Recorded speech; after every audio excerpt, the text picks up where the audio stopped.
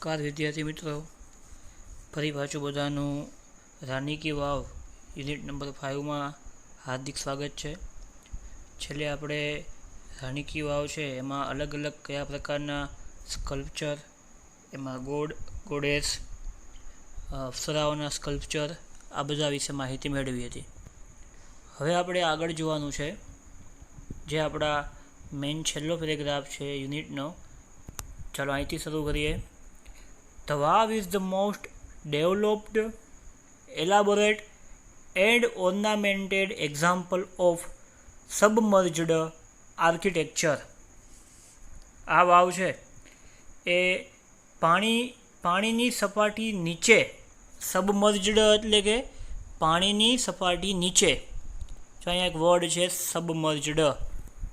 આ વાવ છે. This Vav is the most developed એટલે કે વિકસિત, એલાબોરેટ એટલે કે અલંકૃત, એલાબોરેટ એટલે ઝીણવટપૂર્વક, એન્ડ ઓર્નામેન્ટેડ અને અલંકૃત એક્ઝામ્પલ ઓફ સબમર્જડ આર્કિટેક્ચર.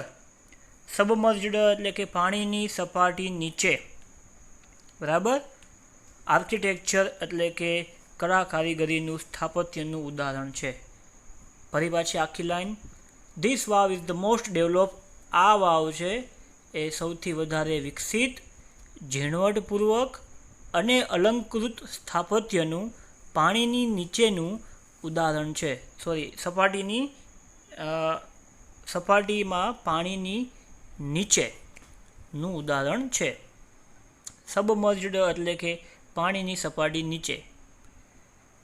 શું કામ? તો કે આ વાવ છે એ જમીન આપણી જે હોય છે એની નીચે જોવા મળે છે, એટલે સબમર્જડ કહેવાય એને. It shines the glory of development of stepwell in India. તે ભારતમાં વાવના વિકાસની ગૌરવગાથા છે. ગ્લોરી એટલે ગૌરવગાથા, બરાબર. સાયન્સ, SINGS, સાયન્સ એટલે એક પ્રકારનું એક્ઝામ્પલ છે. It is the example the glory of development of stepwell in India. ભારતમાં આ વાવની વિકાસની ગૌરવગાથા છે. એટલે આ સમયમાં ભારતમાં વાવનો વિકાસ ખૂબ જ થયેલ જોવા મળે છે. This vav is a large and complex type of stepwell. આ વાવ છે એ કેવી છે? તો કે લાર્જ, ખૂબ જ મોટી, એન્ડ કોમ્પ્લેક્સ, અને કોમ્પ્લેક્સ એટલે જટિલ, ટાઈપ ઓફ સ્ટેપવેલ. આ વાવ છે ખૂબ જ મોટી અને જટિલ પ્રકારની સ્ટેપવેલ એટલે વાવ છે.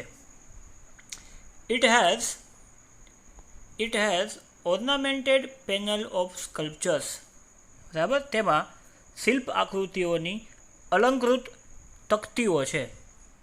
પેનલ તકતીઓ, બરાબર. આ વાવમાં ઓર્નામેન્ટેડ એટલે અલંકૃત શિલ્પ આકૃતિઓની તકતીઓ છે. સ્કલ્પચર એટલે શિલ્પ આકૃતિઓ. It lay buried under the mud due to flood first. અને શું કહે છે કે પહેલાં પૂરને કારણે અને ત્યારબાદ it lay buried under the mud due to flood first, બરાબર. લે બરીડ એટલે દટાયેલું હોવું. અંડર ધ મડ એટલે કે કાદવ. મડ એટલે શું થશે? કાદવ. ડ્યુ ટુ ફ્લડ્સ એટલે કે પૂરને કારણે અહીંયા જે કાદવ થઈ ગયો હતો એ કાદવમાં આ વાવ દટાયેલી હતી પહેલાં. And then vanishing of the river Saraswati, બરાબર. અને ત્યાર પછી સરસ્વતી નદીના સુકાઈ જવાથી, એટલે પહેલાં સરસ્વતી નદીનું પૂર આવ્યું હશે, પછી એ નદી સુકાઈ ગઈ એટલે કાદવ થઈ ગયો હશે. વેનિશિંગ એટલે સુકાઈ જવું. સરસ્વતી નદીના સુકાઈ જવાથી આ વાવ છે એ અંડર ધ મડ, બરાબર, એટલે કાદવ નીચે ઢંકાયેલી રહી. It was hidden under the layers of silt for almost 7 centuries. બરાબર. લગભગ 700 વર્ષ સુધી તે કાદવમાં દટાયેલી રહી. કેટલા વર્ષ સુધી? 700 વર્ષ સુધી. ઇટ વોઝ હિડન એટલે સંતાયેલું, દટાયેલું હોવું. અંડર ધ લેયર લેયર એટલે કે કાદવ કીચડના પડ હોય એની નીચે. ઓફ સ્લીટ કાદવ, સ્લીટ એટલે કાદવ, ફોર ઓલમોસ્ટ 7 centuries. બરાબર, લગભગ 700 વર્ષ સુધી, 7 સેન્ચુરી, 1 સેન્ચુરી એટલે 100 વર્ષ, 700 વર્ષ સુધી આ વાવ છે એ આવી રીતના દટાયેલી રહી. તો archaeological survey of India ASI, archaeological એટલે કે પુરાતત્વ વિભાગ, બરાબર, સર્વે ઓફ ઇન્ડિયા એટલે કે ભારતીય પુરાતત્વ વિભાગ, આખું નામ થશે ભારતીય પુરાતત્વ વિભાગ, આર્કિયોલોજિકલ સર્વે ઓફ ઇન્ડિયા, ભારતીય પુરાતત્વ વિભાગ. took a great care to preserve this structure. ભારતીય પુરાતત્વ વિભાગે આ વાવને સાચવવાની, બરાબર, આ વાવ છે એને સુરક્ષિત રાખવાની ખૂબ જ કાળજી લીધી. શું રાખવાની? સુરક્ષિત. કેર એટલે કાળજી લેવી, પ્રિઝર્વ એટલે સુરક્ષિત. આ વાવને સુરક્ષિત રાખવાની પૂરેપૂરી કાળજી લીધી. છેલ્લે શું કહે છે? In February 2013 ASI nominated this wow for the World Heritage Site. 2013માં ASIએ આ વાવ છે એને વૈશ્વિક સાંસ્કૃતિક વિરાસત માટે નિમી, બરાબર, નોમિનેટેડ કરવું એટલે નિમણૂક કરવી. કોણે?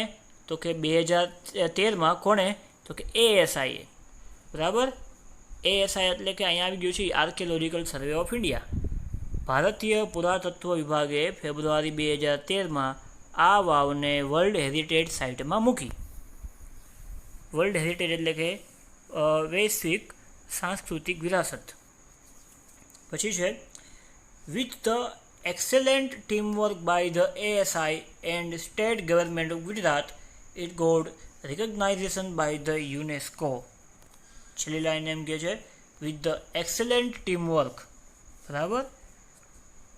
કોનું ટીમવર્ક? ટીમવર્ક એટલે કે એક પ્રકારની છે એ જૂથ વર્ક. પુરાતત્વ વિભાગ અને ગુજરાત સરકાર વચ્ચેના ઉત્તમ સહયોગથી. કોના ઉત્તમ સહયોગથી? તો કે પુરાતત્વ વિભાગ with the excellent teamwork by the ASI, પુરાતત્વ વિભાગ અને ગુજરાત સરકાર, આ બંનેના ટીમવર્કથી, આ બંનેના સહયોગથી it got recognization by the UNESCO, બરાબર, યુનેસ્કો દ્વારા તેને માન્યતા આપવામાં આવી. એટલે યુનેસ્કોમાં માન્યતા અપાવવા માટે કોનો સહકાર મળ્યો હતો? તો કે એક તો ASIનો અને એક ગવર્મેન્ટ ઓફ ગુજરાતનો, બરાબર.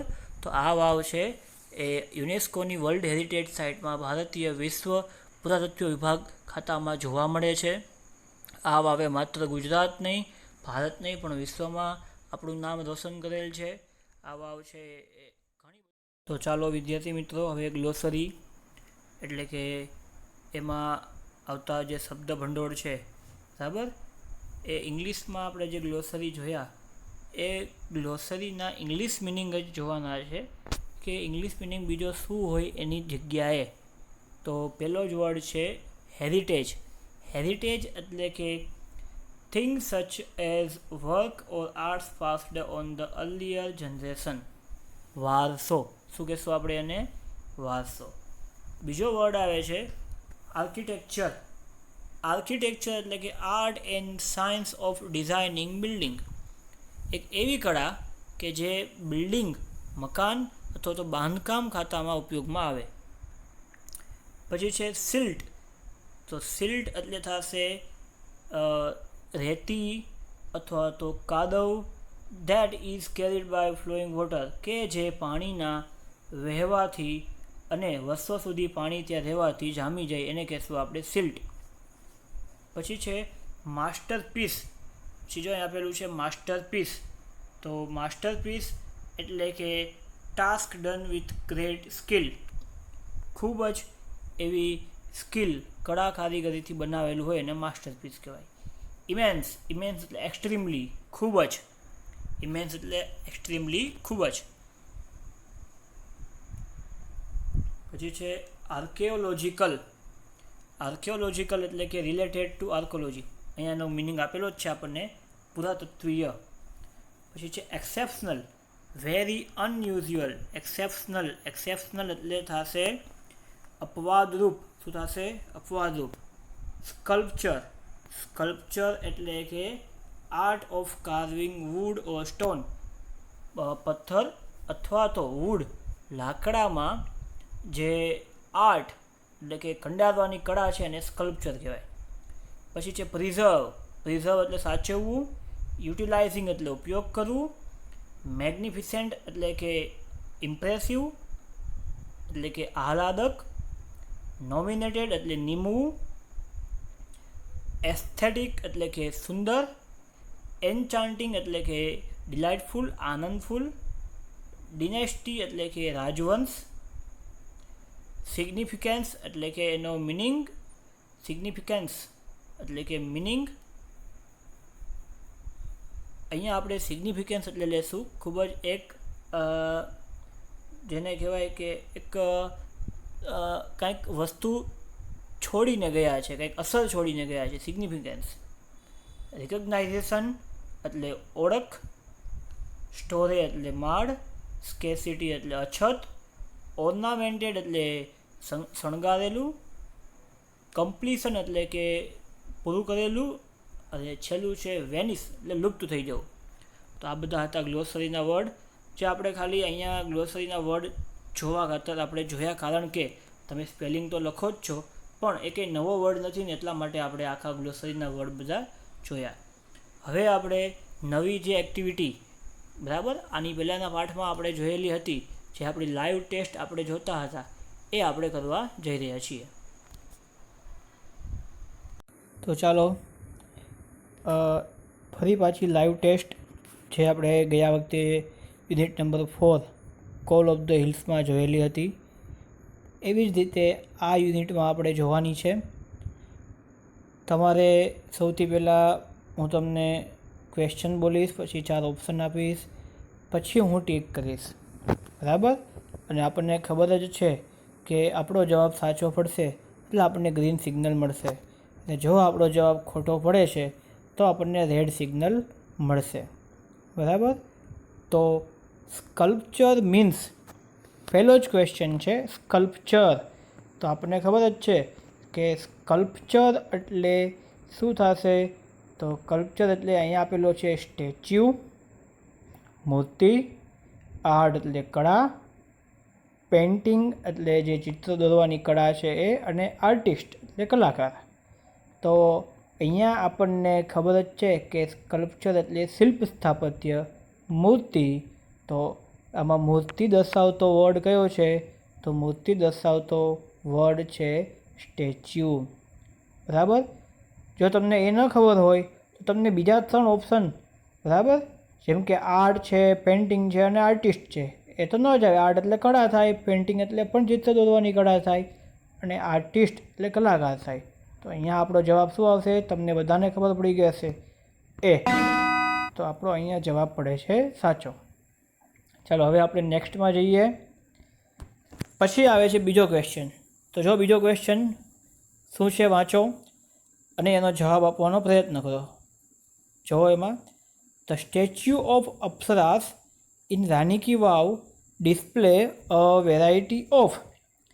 રાણી કી વાવમાં જે અલગ અલગ પ્રકારના સ્ટેચ્યુ છે અપ્સરાના, એ ડિસ્પ્લે એટલે દર્શાવે છે. શું દર્શાવે છે. તો કે વેરાયટી ઓફ ક્લોથ્સ, કપડાની વેરાયટી દર્શાવે છે. મૂડ એન્ડ એક્સપ્રેશન, મૂડ અને એક્સપ્રેશન એટલે હાવભાવ દર્શાવે છે. મૂડ એન્ડ સિચ્યુએશન, મૂડ અને ત્યાંની સિચ્યુએશન દર્શાવે છે.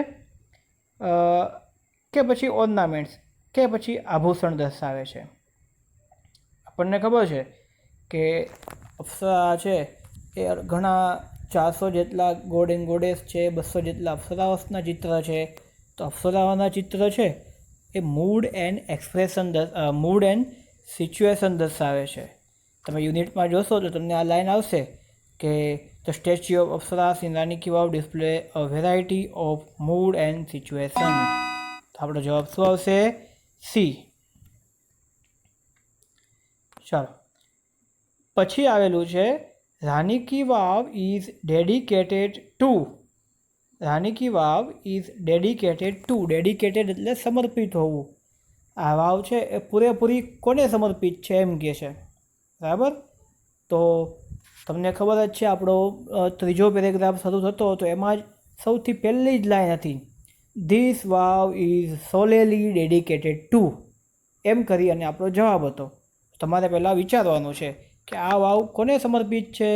એમાં પહેલું છે ભગવાન મહેશ, પાર્વતી, લક્ષ્મી કે વિષ્ણુ. બરાબર, આ 4 ઓપ્શન આપણને આપેલા છે, મહેશ, પાર્વતી, લક્ષ્મી કે વિષ્ણુ. તો ચાલો, તમને ખબર જ છે કે Rani ki Vav is dedicated two. અને હા, હજી એક તમને હિન્ટ આપી દઉં, અને એમાં એના 10 અવતાર પણ આપેલા છે. કયા ભગવાનના 10 અવતાર હોય હવે તમને ખબર પડી ગઈ હશે. તો શું આવશે આપણો આન્સર? લોર્ડ વિષ્ણુ. જવાબ ડી. પછી જોઈએ, હવે આવે છે king Bhimdev one belonged to the ખાલી જગ્યા ડિનેસ્ટી. આપણે સ્ટાર્ટિંગનો પેરેગ્રાફ જ છે. આ રાણી કી વાવ છે એ કોણે બંધાવેલી છે? તો કે રાણી ઉદયમતી. રાણી ઉદયમતી કોણ હતા? તો કે કિંગ છે એ ભીમદેવ વનના વિડો વાઇફ હતા, વિધવા પત્ની હતા. પણ અહીંયા આપણને એમ કીધું છે કે king Bhimdev one belonged two એટલે ન હોવું. કિંગ ભીમદેવ વન છે એ ડિનેસ્ટી કયા રાજવંશના હતા? દવે રાજવંશના હતા, સોલંકી રાજવંશના હતા, ગુપ્તા રાજવંશના હતા કે શર્મા રાજવંશના હતા? ચલો, આ તમને ખબર જ છે, એકદમ સહેલો ક્વેશ્ચન છે. તો શું આવશે આન્સર આપણો? આપણો આન્સર આવશે બી, સોલંકી રાજવંશના હતા. પછી છે the stepwell focuses on the ખાલી જગ્યા વોટર. આ સ્ટેપવેલ છે એ પાણી છે એ પાણીની ખાલી જગ્યા ઉપર ધ્યાન આપે છે. ખાલી જગ્યા ઉપર ધ્યાન આપે છે. ફ્રેશનેસ એટલે કે એની તાજી ફ્રેશનેસ ઉપર. યુઝફુલનેસ ઉપયોગી છે એટલા માટે જ આપણે એને ફોકસ કરીએ છીએ. સ્કેર્સિટી એટલે અછત, કે હોલીનેસ એટલે પવિત્રતા. તો આની પહેલાંય મેં તમને કીધું હતું કે આ વાવ છે એ માત્ર વાવ નથી, આમાં રહેલું પાણી છે એ પણ પવિત્ર છે. એટલે the stepwell focuses on the holiness of water. બરાબર, હોલીનેસ એટલે પવિત્રતા. તો આપણો જવાબ શું આવશે? ડી. ચલો, નેક્સ્ટ છે સબમર્જ્ડ મીન્સ. આ છેલ્લેથી બીજો પેરેગ્રાફ છે એમાં આ વર્ડ આવે છે સબમર્જ્ડ. બરાબર, સબમર્જ્ડ મીન્સ. તો તમે પહેલાં પ્રયત્ન કરો. સબમર્જ્ડ એટલે પાણીની નીચે, પાણીની સપાટી નીચે દટાયેલું એને સબમર્જ્ડ કહેવાય. બરાબર, પાણીની સપાટીનું નીચેનું એને શું કહેવાશે? સબમર્જ્ડ. તો હવે તમને એનો આન્સર છે એ ખબર પડી ગયો હશે. પહેલું છે હિડન. બરાબર, હિડન એટલે સંતાયેલું. પછી આવે છે અંડર વોટર. અંડર વોટર એટલે પાણીની નીચેનું. પછી છે સરફેસ. સરફેસ એટલે સપાટી. અને પછી આવે છે અંડરગ્રાઉન્ડ. અંડરગ્રાઉન્ડ એટલે કે જે આપણે જેને અંડરગ્રાઉન્ડ કહીએ છીએ. બરાબર, નીચે. પણ સબમર્જ્ડ એટલે અંડરગ્રાઉન્ડ એટલે કે આપણે જે જમીનની સપાટી છે એની નીચે, પાણીની નીચે નહીં. જ્યારે અંડર વોટર એટલે પાણીની નીચે.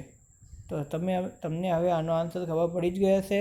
સબમર્જ્ડ એટલે થશે અંડર વોટર. પછી છે the statue of apsaras in Rani ki Vav display 16 different. જે 16 અલગ અલગ પ્રકારના શું દર્શાવે છે? તો કે the statue of apsaras in Rani ki Vav display 16 different kind of makeup style એવું આવતું હતું કે અલગ અલગ એની જે મુદ્રાઓ છે એ દર્શાવે છે. તો આપણો અહીંયા જવાબ મેકઅપ સ્ટાઇલ આવશે, આપને ખબર જ છે.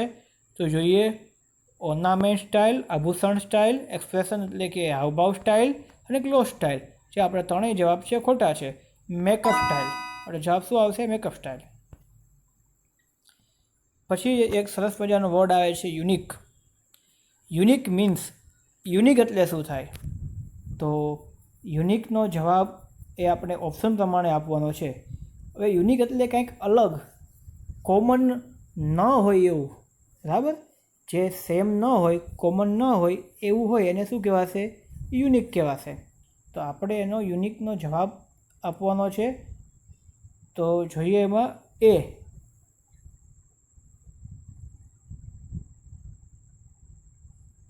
ગ્રેટ, રેર એટલે ભાગ્યે જ જોવા મળતું, કોમન એટલે સામાન્ય, અને only one of its kind આવો એક જ પ્રકારનો. રાણી કી વાવ છે તો રાણી કી વાવ તમને આખા વર્લ્ડમાં ક્યાંય જોવા નહીં મળે, એક જ પ્રકારની છે. ફતેહપુર સિકરી છે તો ફતેહપુર સિકરી છે એ તમને આખી દુનિયામાં ક્યાંય નહીં જોવા મળે. It is only one of its kind. Taj Mahal is one of the examples. બરાબર, તાજમહેલ છે એ પણ એક એક્ઝામ્પલ છે કે એ યુનિક છે, એવું ક્યાંય જોવા મળતું નથી. તો તમને આનો આન્સર ખબર પડી જ ગઈ હશે. ગ્રેટ એટલે મહાન, રેર એટલે ભાગ્યે જ, કોમન એટલે સામાન્ય, અને only one of its kind એટલે કે આવા એક જ પ્રકારનું, જેને આપણે યુનિક કહીએ છીએ. બરાબર, આપણે પણ ઘણાને કહીએ છીએ ને કે આ યુનિક છે એમ. તો અહીંયા આપણો આન્સર આવશે ડી. ચાલો પછી જોઈએ. રાણી કી વાવ વોઝ કન્સ્ટ્રક્ટેડ બાય. એકદમ સહેલો જવાબ છે. રાણી કી વાવ કોના દ્વારા બાંધવામાં આવી? તો જોતા જાઓ એના answer. Solanki dynasty, the people of Patan, queen Udayamati, કે કિંગ ભીમદેવ વન. તો ચાલો આનો આન્સર તમે આપી દીધો હશે કે રાણી કી વાવ છે એ કોના દ્વારા બાંધવામાં આવી? તો આપને ખબર જ છે, ક્વીન ઉદયમતી દ્વારા. In Rani ki Vav the statue of Rama has. તો અલગ અલગ સ્ટેચ્યુ જે આવેલા હતા એ તમારે યાદ કરવા પડશે. કયા કયા સ્ટેચ્યુ હતા? હજી હું તમને ફરી એનું રિવાઇઝ કરાવું કે the statue of Rama, the statue of Buddha, the statue of Shiva, the statue of sun and the statue of Parshuram. આટલા સ્ટેચ્યુ હતા, એની અલગ અલગ મુદ્રાઓ હતી. એમાં બુદ્ધા હતા તો ધ લોર્ડ બુદ્ધા, એને 4 હાથ હતા with the 4 hand. The statue of Rama, તો ભગવાન રામ છે એ ભગવાન રામના હાથમાં તલવાર અને ઢાલ હતા. પછી આવે શિવા, તો the statue of Shiva with the beads in his hand, હાથમાં એની માળા હતી. બરાબર. પછી આવે the statue of sun in form of tapasvi. સૂર્ય ભગવાનનું સ્ટેચ્યુ છે એ તપસ્વીના રૂપમાં હતું. એન્ડ અને પરશુરામ છે એ સોફ્ટ એન્ડ જેન્ટલ હતા, rather having a stern and એક સખત લુકના બદલે સૌમ્ય અને કોમળ એવો લુક એમાં પરશુરામનો હતો. તો આ બધા સ્ટેચ્યુની વાત થઈ ગઈ. તો આ સ્ટેચ્યુ છે એ આ સ્ટેચ્યુમાં આપણને અહીંયા પૂછેલું છે રામનું સ્ટેચ્યુ. તો the statue of Rama has beads in his hand, એના હાથમાં માળા હશે નહીં. The soft and gentle expression, તો સોફ્ટ અને જેન્ટલ એક્સપ્રેશન તો પરશુરામના હતા. 4 હેન્ડ, 4 હાથ, તો 4 હાથવાળી મૂર્તિ કોની હતી? લોર્ડ બુદ્ધાની હતી. તો હવે આપણો આન્સર આવશે D, a sword and shield, એના હાથમાં તલવાર અને ઢાલ હતી. બરાબર, તો જવાબ શું આવશે આપણો? ડી. ચાલો પછી જોઈએ. Most of the sculpture in Rani ki Vav present Vishnu.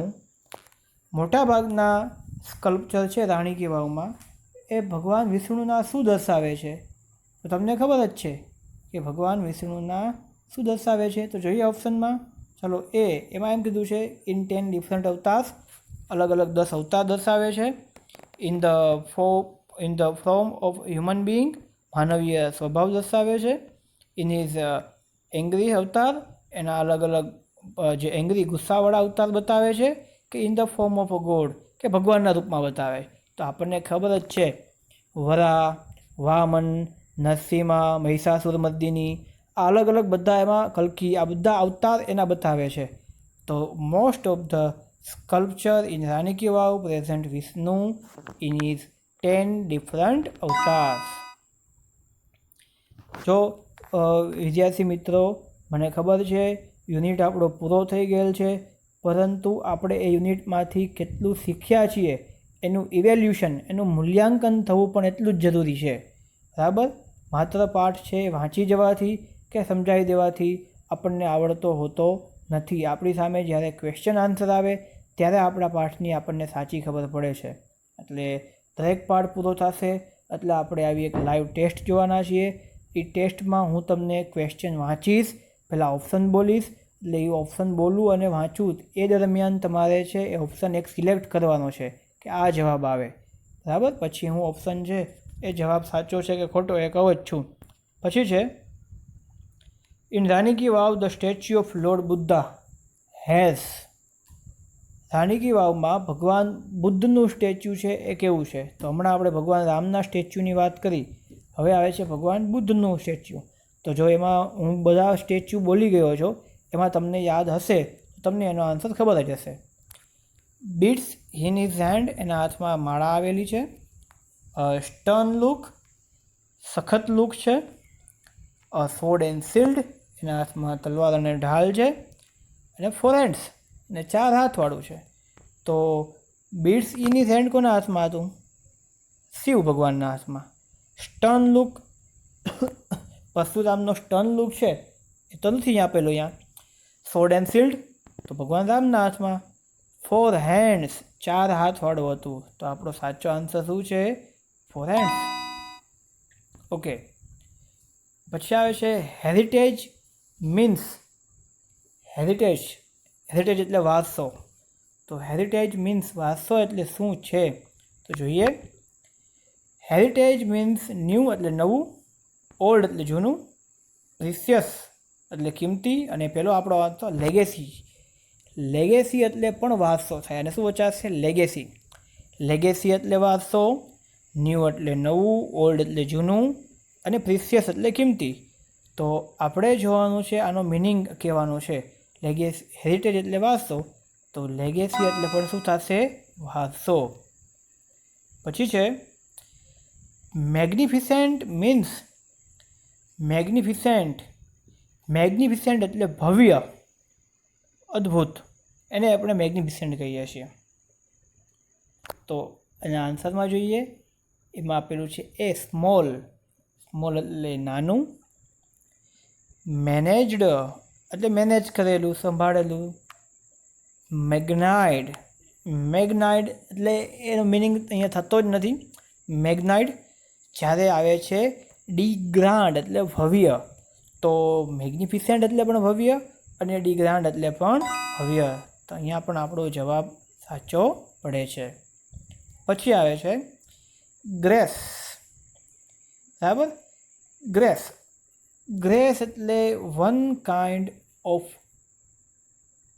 Beauty, એક પ્રકારની સુંદરતા, એને કે આપણે ગ્રેસ કહેશું. શું કહેશું? ગ્રેસ. તો ગ્રેસ એટલે સુંદરતા થાય. બરાબર. એવું ચાલીને આપણે આગળ વધવાનું છે. તો 4 ઓપ્શનમાંથી કયો ઓપ્શનનો આન્સર સુંદર છે એ તમારે કહેવાનું છે. એ છે ગ્રેટ, મહાન. મેકઅપ સ્ટાઇલ એટલે કે મુદ્રાઓ. સ્ટાઇલ એટલે રીત, અને બ્યુટી એટલે સુંદર. તો મળી ગયો આન્સર. શું છે આપણો જવાબ? બ્યુટી.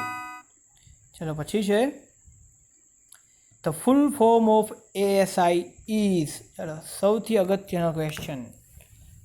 ASIનું ફૂલ ફોર્મ જ્યારે આપણે પાઠમાં છેલ્લે હતું કે ભારતીય પુરાતત્વ ખાતું, ASI અને ગુજરાત ગવર્મેન્ટ આ બંનેની ભાગીદારીથી, બરાબર, ASI અને ગુજરાત ગવર્મેન્ટ બંનેની ભાગીદારીથી આપણને આ રાની કી વાવ છે, એ રાની કી વાવ છે એને શેમાં સ્થાન મળ્યું છે? વર્લ્ડ હેરિટેજમાં. તો ASIનો મિનિંગ અહીંયા ખબર હોવો જોઈએ. ASI એટલે archival survey of India, B archaeological survey of India, architectural survey of India અને D artistic survey of India. તો આપણને ખબર જ છે કે ASI એટલે થશે, ચલો ખબર પડી ગઈ ને તમને આન્સર કયો છે સાચો આન્સર, ABC કે ડી, કયો કરું? તો હું અહીંયા આન્સર ટીક કરીશ બી, આર્કિયોલોજિકલ સર્વે ઓફ ઇન્ડિયા, ભારતીય પુરાતત્વ ખાતું. પછી રાની ki Vav is an example of ખાલી જગ્યા સિસ્ટમ. ચલો, રાની ki Vav is an example, રાની કી વાવ છે એક ઉદાહરણ છે ખાલી જગ્યા સિસ્ટમ. કઈ સિસ્ટમનું એક્ઝામ્પલ ઉદાહરણ છે? Water usage, water storage, water management કે વોટર વેસ્ટેજ? પાણીનું કેવી રીતના સંચાલન કરવું એનું એક સરસ મજાનું ઉદાહરણ છે. આપણે પાઠની શરૂઆતમાં જ પહેલાં જ પેરેગ્રાફમાં આવે છે કે Rani ki Vav is an example of water management system, બરાબર? નહીં કે વોટર યુસેજ, નહીં કે વોટર સ્ટોરેજ અને નહીં કે વોટર વેસ્ટેજ. આપણો આન્સર છે વોટર મેનેજમેન્ટ સિસ્ટમ. તો અહીંયા શું આવશે આન્સર? સી. પછી છે રાની કી વાવ ઇઝ અ ખાલી જગ્યા સ્ટ્રક્ચર. ચાલો, સાવ સહેલો આન્સર છે આનો. રાની કી વાવ છે એ કેવું બાંધકામ છે? 7 સ્ટોરેડ 7 માળનું, 6 સ્ટોરેડ 6 માળનું, 17 સ્ટોરેડ એટલે કે 17 માળનું કે 16 કે 16 માળનું? ચાલો, કેટલા માળનું બાંધકામ છે રાની કી વાવ? તમને ખબર જ છે કેટલા માળનું છે. તો રાની ki Vav is a 7 stored structure. કેટલા માળનું છે? તો કે 7 માળનું. તો આના પછીના હવે જે MCQ છે એ હું તમને હોમવર્કમાં આપું છું. એ તમારે ક્વેશ્ચન અને એનો આન્સર એની બુકમાં લખવાનો છે, બરાબર? આ બધા ક્વેશ્ચન મેં તમને અહીંયા જે બોલેલા છે, સોલ્વ કરાવેલા છે એ તમારે એ પણ લખવાના છે. એટલે 25 જેવા ટોટલ થશે, બરાબર? એટલે 25 ક્વેશ્ચન આન્સર તમારે રફ બુકમાં લખવાના છે, બરાબર? કઈ બુકમાં? રફ બુકમાં. ને અત્યારે આપણે 18 જોયા છે, બાકીના 7 હું છે એ હું તમને સોલ્વ કરાવતો નથી. એ તમારી જાતે સોલ્વ કરવાના છે અને તમારે એનો આન્સર પણ તમારી જાતે જ લખવાનો છે, બરાબર? તો આજના લેક્ચરમાં યુનિટ 5 આપણે કમ્પ્લીટ કરેલ છે. નવા લેક્ચરમાં નવા યુનિટ સાથે મળશું. નમસ્કાર.